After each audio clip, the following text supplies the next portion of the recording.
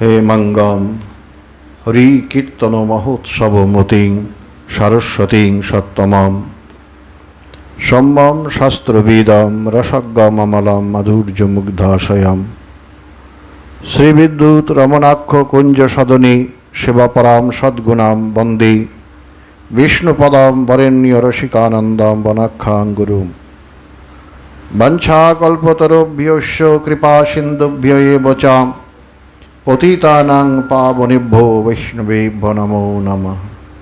নমো মহাবদন্নায় কৃষ্ণ প্রেম প্রদয়তে কৃষ্ণায় কৃষ্ণ চৈতন্য নাম্নে গৌরতীশে নমঃ। হে কৃষ্ণ করুণা সিন্ধু দীনবন্ধো জগৎপতে গোপীশা গোপিকা কান্ত রাধা কান্ত নমস্তুতে। তপ্ত কাঞ্চন গৌরাঙ্গী রাধে বৃন্দাবনেশ্বরী বিশ্বভানুসুতে দেবী প্রণমামি হরিপ্রিয়। হরে কৃষ্ণ কৃষ্ণ কৃষ্ণ হরে হরে, হরে রাম রাম রাম হরে হরে।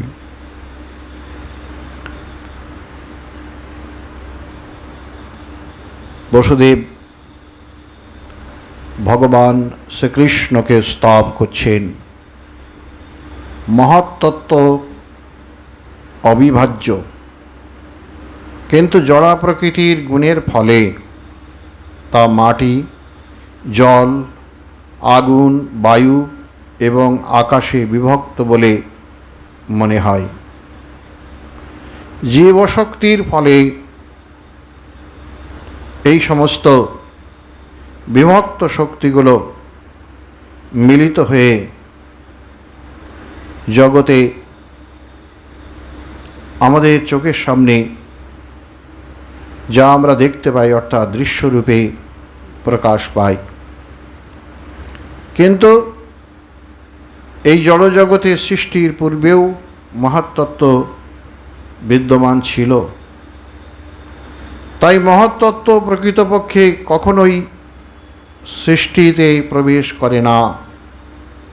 তেমনি আপনি যদিও আপনার উপস্থিতির ফলে আমাদের ইন্দ্রিয়গ্রাহ্য হয়েছেন, তবুও ইন্দ্রিয়ের দ্বারা, মনের দ্বারা অথবা বাণীর দ্বারা আপনাকে অনুভব করা যায় না। অর্থাৎ আপনি অবাক মনসগোচর। আমাদের ইন্দ্রিয়ের দ্বারা আমরা কোনো বস্তু দর্শন করতে পারি ঠিকই, তবে সব কিছু দর্শন করতে পারি না। যেমন আমাদের চক্ষুর দ্বারা আমরা দর্শন করতে পারি, কিন্তু রসাস্বাদন করতে পারি না। তেমনি আপনি আমাদের ইন্দ্রিয়ের অনুভূতির অতীত। যদিও আপনি জড়া প্রকৃতির সংস্পর্শে রয়েছেন, তবুও আপনি প্রকৃতি দ্বারা প্রভাবিত নন। আপনি সব কিছুর মূল, আপনি সর্বব্যাপ্ত, আপনি অবিচ্ছিন্ন পরমাত্মা। তাই পক্ষান্তরে আপনি পূর্বেই সেখানে বিদ্যমান ছিলেন। ময়া ততমিদম সর্বম জগৎ অব্যক্তমূর্তিনা মত স্থানি সর্বভূতানি নো চ অহং তেষু অবস্থিত। অব্যক্তরূপে আমি সমস্ত জগতে ব্যাপ্ত আছি। সমস্ত জীব আমাতেই অবস্থিত, কিন্তু আমি তাতে অবস্থিত নই। ভগবানের প্রতি যার প্রেম বিকশিত হয়েছে, তিনি সর্বদা অন্তরে এবং বাইরে ভগবান গোবিন্দকে দর্শন করতে পারেন। তিনি সাধারণ মানুষের গোচরীভূত হন না। ভগবানকে কখন দেখতে পারেন? প্রেমাঞ্জন উচ্ছ্বরিত ভক্তি বিলোচনীন শান্ত সদৈব হৃদয়ে বিলকায়ন্তি। শান্ত সদৈব হৃদয়েষু বিলকায়ন্তি। সন্তজন তারা হৃদয়েতে দর্শন করেন, সজ্জন তারা দর্শন করেন। যাদের চোখে প্রেমের অঞ্জন লাগানো আছে, যারা ভক্তি বিভাবিত নেত্র যাদের, তারাই একমাত্র তাদের অন্তরে সেই হৃদয় দেবতাকে সদা সর্বদা তারা দর্শন করে থাকে। যে ব্যক্তি এই জড়া প্রকৃতি 3 গুণ থেকে উৎপন্ন দেহ আদি দৃশ্য বস্তুকে আত্মা থেকে স্বতন্ত্র বলে মনে করে, সে তার অস্তিত্বের মূল ভিত্তি সম্বন্ধে অবগত নয় এবং তাই সে একটি বুদ্ধিহীন। যারা বিজ্ঞ তারা এই প্রকার মনোভাব বর্জন করেছেন, কারণ পূর্ণরূপে বিবেচনা করে তারা হৃদয়ঙ্গম করতে পেরেছেন যে আত্মা বিনা দেহ এবং ইন্দ্রিয়ের অস্তিত্ব অবাস্তব। কারা হৃদয়ঙ্গম করেছেন? আত্মা ছাড়া দেহের অস্তিত্ব নেই, আত্মা ছাড়া ইন্দ্রিয়ের অস্তিত্ব নেই।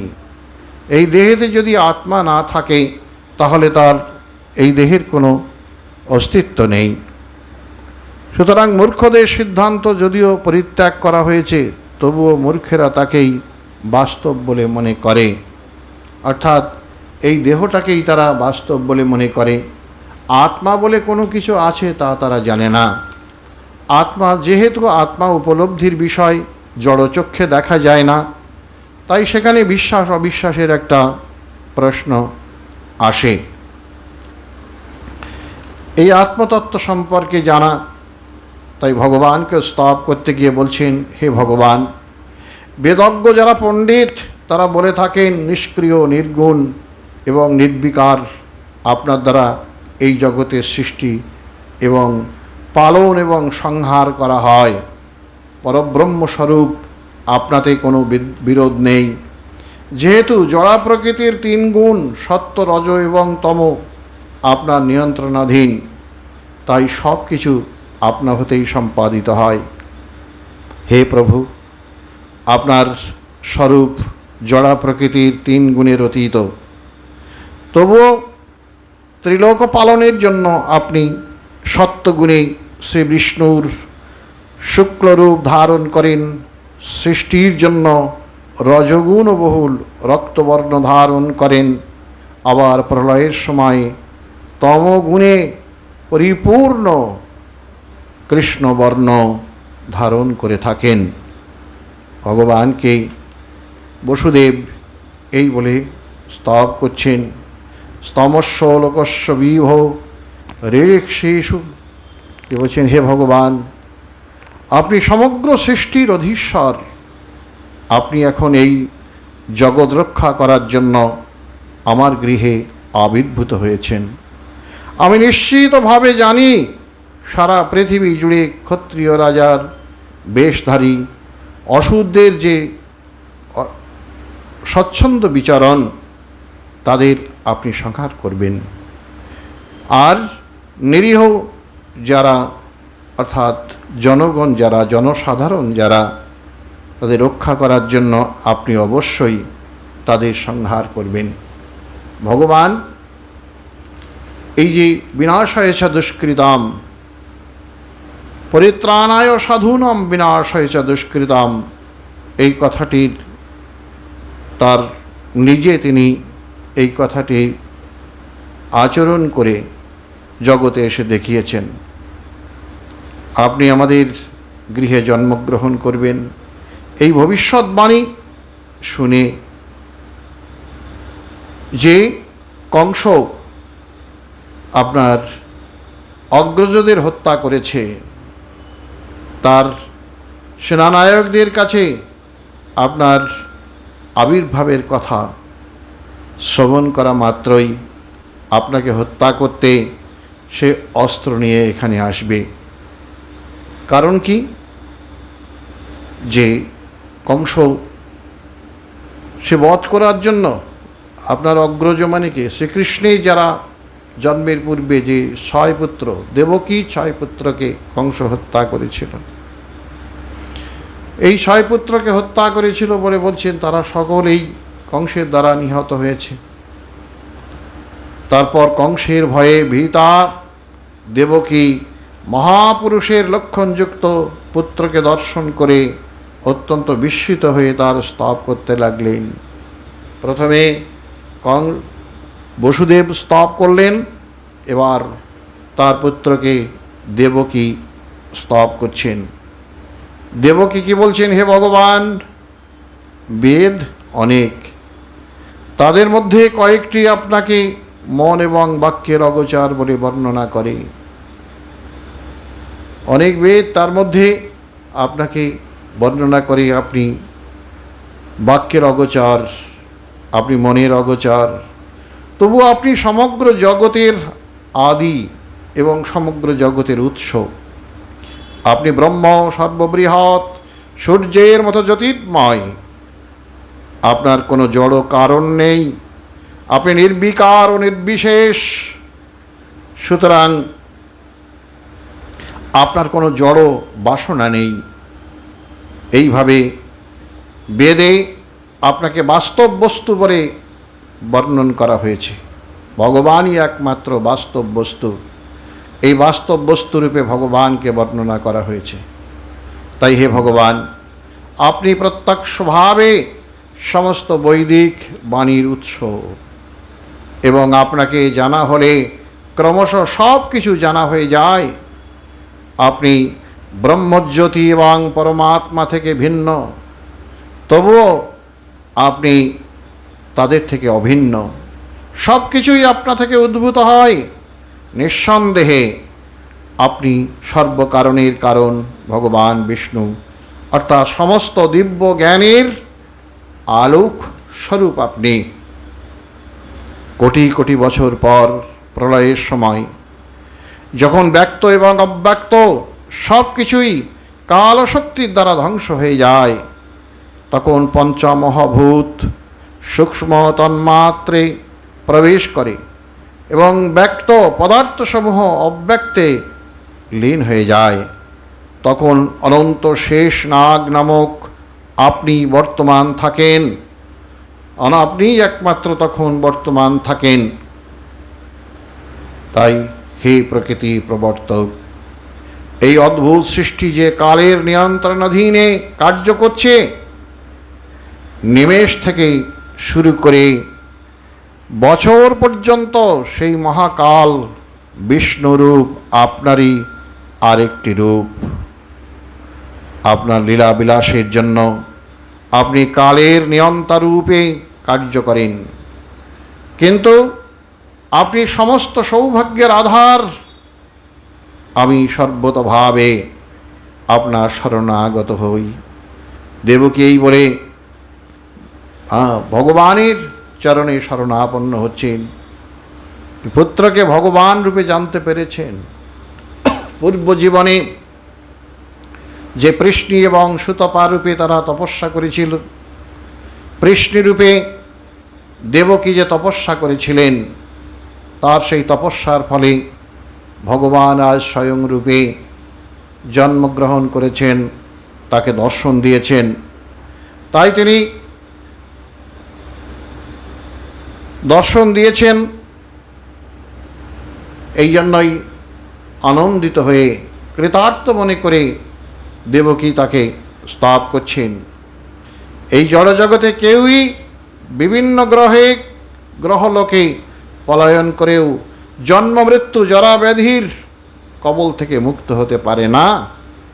কিন্তু হে ভগবান, আপনি এখন আবির্ভূত হয়েছেন বলে মৃত্যু আপনার ভয়ে পলায়ন করেছে। জীবেরা আপনার কৃপায় আপনার শ্রীপাদ পদ্মের আশ্রয় লাভ করে পরম শান্তিতে অবস্থান করছে।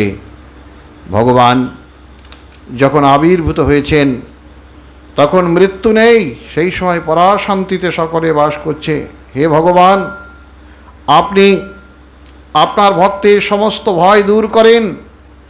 তাই আমি আপনার কাছে প্রার্থনা করি, আপনি অত্যন্ত ভয়ঙ্কর কংসের ভয় থেকে আমাদের রক্ষা করুন।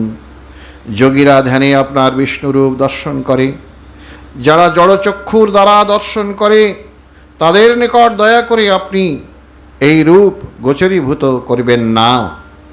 ভগবানকে বলছেন দেবকী, হে মধুসূদন, আপনার আবির্ভাবের ফলে আমি কংসের ভয়ে অধিক থেকে অধিকতর উদ্বিগ্ন হয়েছি। তাই কংস যাতে বুঝতে না পারে যে আপনি আমার গর্ভে জন্মগ্রহণ করেছেন, কৃপা করে আপনি তার উপায় করুন। হে ভগবান, আপনি সর্বব্যাপ্ত পরমেশ্বর এবং শঙ্খচক্র গদা এবং পদ্ম সুশোভিত আপনার চিন্ময় চতুর্ভুজ রূপ এই জগতের পক্ষে অস্বাভাবিক। দয়া করে আপনি আপনার এই রূপ সংবরণ করুন এবং একটি সাধারণ নরশিশু রূপ ধারণ করুন, যাতে আমি আপনাকে কোথাও লুকিয়ে রাখার চেষ্টা করতে পারি। আপনাকে দেখতে পেলেই কংস আপনাকে হত্যা করবে।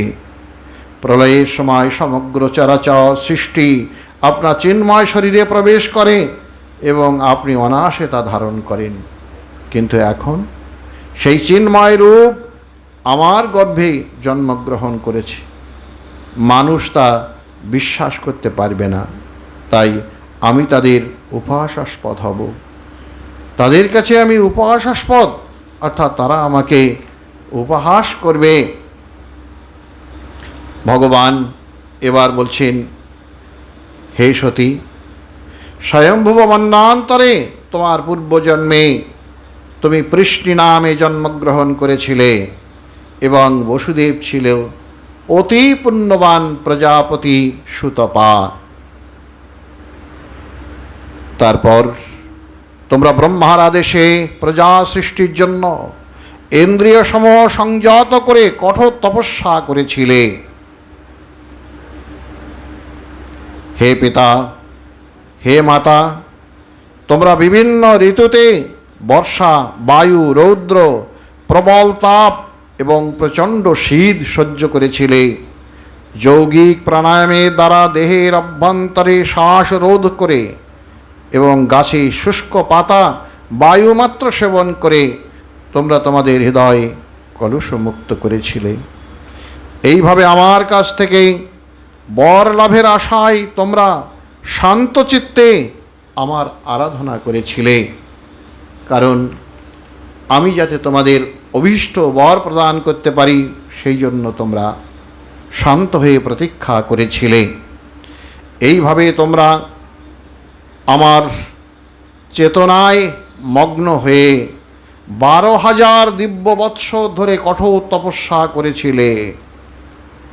হে নিষ্পাপ মাতা দেবকী, নিরন্তর শ্রদ্ধা এবং ভক্তি সহকারে হৃদয়ে আমার কথা চিন্তা করে কঠোর তপস্যায় সেই 12,000 দিব্য বৎসর অতিক্রান্ত হলে আমি তোমাদের প্রতি অত্যন্ত প্রসন্ন হয়েছিলাম।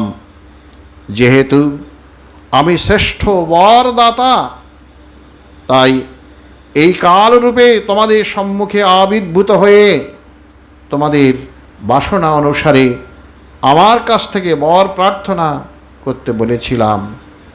তোমরা তখন ঠিক আমার মতো পুত্র লাভের ইচ্ছা প্রকাশ করেছিলে। তোমরা যখন আমার কাছে বর চেয়েছিলে, তখন আমাকে আমার মতো পুত্র, অর্থাৎ আমি যেন তোমাদের পুত্ররূপে আসি, আমার মতো পুত্র যেন হয়, এই প্রকার তোমরা প্রার্থনা করেছিলে। এই প্রকার প্রার্থনা করে তোমরা নিঃসন্তান দম্পতি মৈথুন ধর্মে আকৃষ্ট হয়ে দেবমায়ার প্রভাবে আমার প্রতি চিন্ময় প্রেমবশত আমাকে তোমাদের পুত্ররূপে আকাঙ্ক্ষা করেছিলে। তাই তোমরা এই জড় জগতের বন্ধন থেকে মুক্তি কামনা করনি। ভগবানের কে পাওয়ার জন্য তারা এই জগতে ভগবানকে পুত্ররূপে পাওয়ার জন্য তারা মুক্তি কামনা করেনি। জগতের সমস্ত আকাঙ্ক্ষা ত্যাগ করে শুধুমাত্র পুত্ররূপে পাওয়ার জন্য তাদের আশা জেগেছিল। কেউ যদি ভগবত ধামে ফিরে যেতে চায় তাহলে তাকে অবশ্যই নিষ্কিঞ্চন হতে হবে, সমস্ত জড় বাসনা থেকে মুক্ত হতে হবে। তাই ভগবান এখানে এসে আমাদের পুত্র হন, এই বাসনার পরিবর্তে সমস্ত জড় বাসনা থেকে মুক্ত হওয়ার আকাঙ্ক্ষা করা উচিত এবং ভগবত ধামে ফিরে যাওয়া উচিত। প্রার্থনা করেছিলেন, আমি ধন সঞ্চয় করতে চাই না, আমি সুন্দরী রমণী কামনা করি না, অনেক অনুগামীও কামনা করি না। আমি কেবল জন্ম জন্মান্তরে আপনার অহৈতুকী ভক্তি কামনা করি। কখনোই ভগবানের কাছে জড়জাগতিক বাসনা চরিতার্থ করার জন্য প্রার্থনা করা উচিত নয়। আমি চলে যাওয়ার পর সেই বর প্রাপ্ত হয়ে তোমরা আমার মতো পুত্র লাভের জন্য মৈথুন ধর্ম আচরণ করেছিলে। আমি তোমাদের বাসনা পূর্ণ করেছিলাম।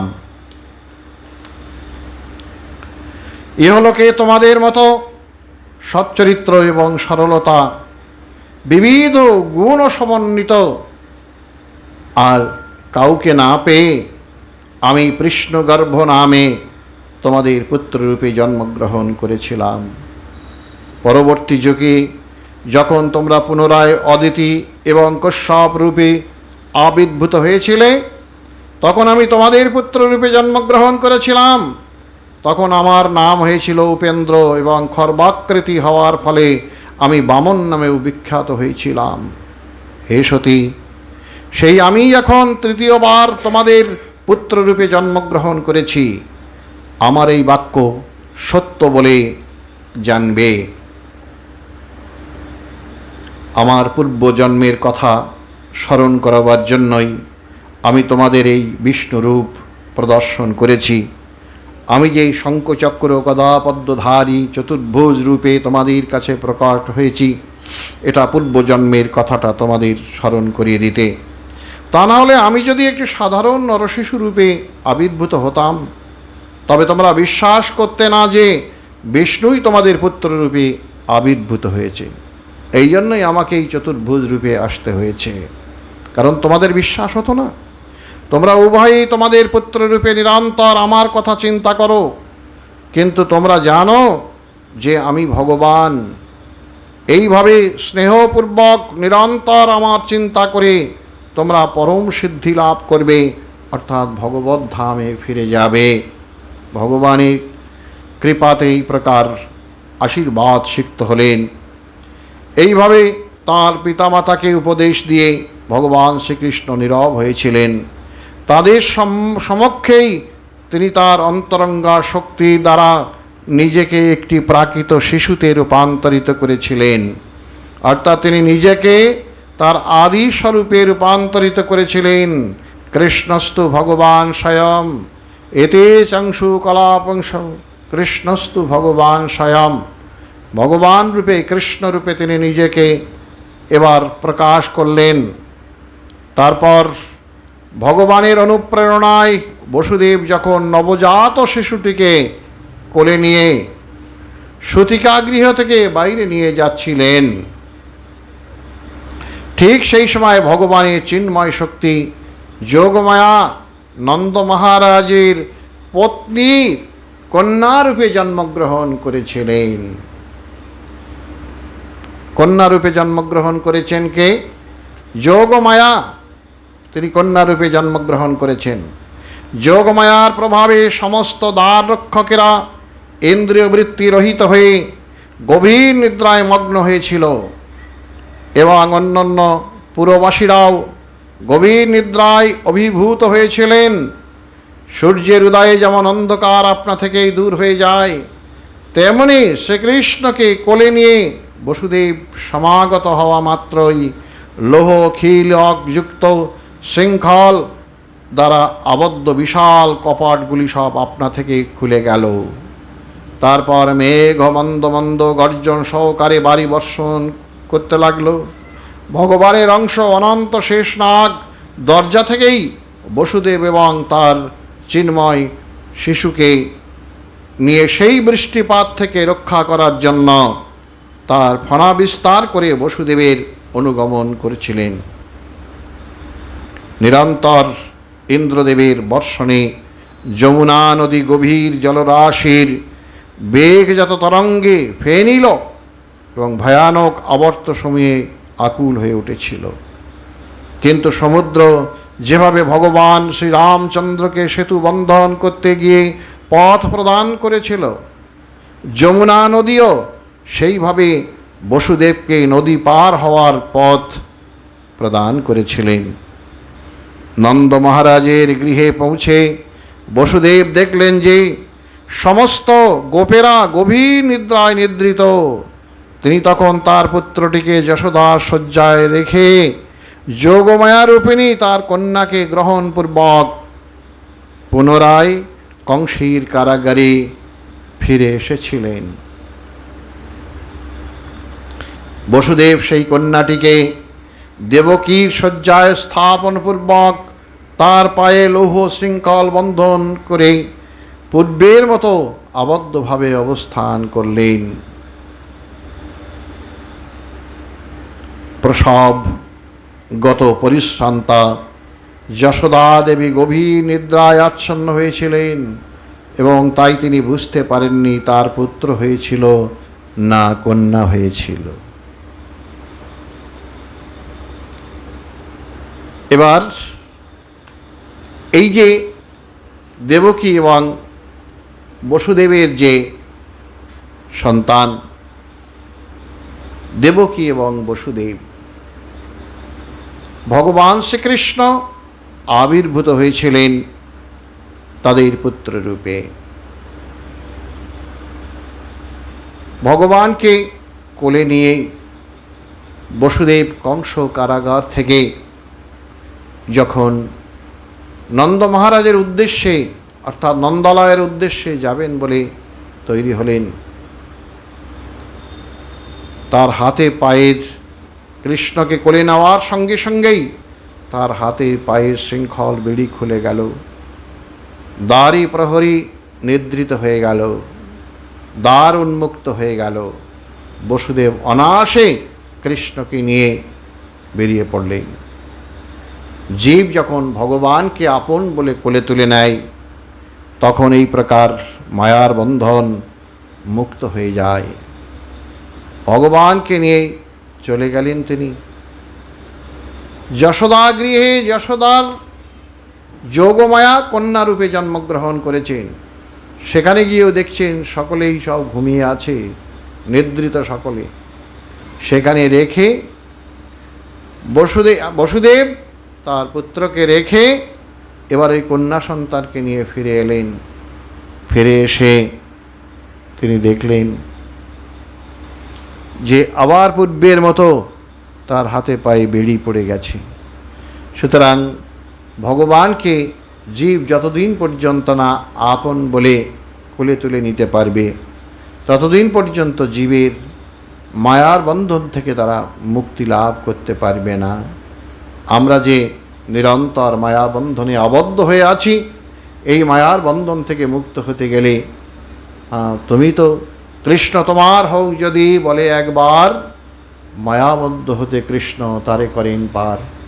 তুমি তো আমার কি কাজ অপরধানে, কৃষ্ণ তুমি তো আমার, এই কথা যখন জীব বলবে কৃষ্ণ তোমার হোক যদি বলে একবার যদি মন প্রাণ উজাড় করে দিয়ে বলে হে ভগবান, জগতের সব কিছুর মধ্যেই থেকে এই উপলব্ধি হয়েছে তুমি একমাত্র আপন, তুমি আপন হইতে হও আপনার, তুমি আপন সকলের থেকে আপন, তুমি সকলের থেকেই আপন, তুমি আপনজন, পরম আপনজন তুমি।